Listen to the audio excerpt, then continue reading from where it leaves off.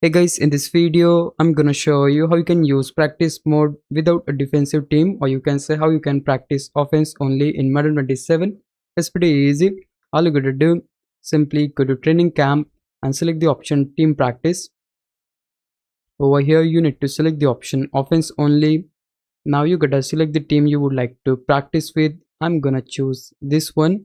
Now once you select the team, you will see the option to change the skill level. Like you can set this on rookie, pro, all Madden, or back to rookie, whichever you like. Simply select that. You can also access advanced settings in case if you want to change it. Then once you're ready, select the option ready. You can also change play attributes, perfect passing, and so on and so forth. But for instance, I'll simply select the option ready.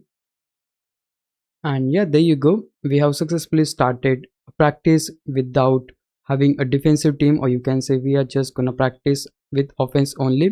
As you can see right here, there is no defensive team, and it is that easy. Hope this video helped out. If it did, please leave a like and subscribe my channel. Thanks for watching.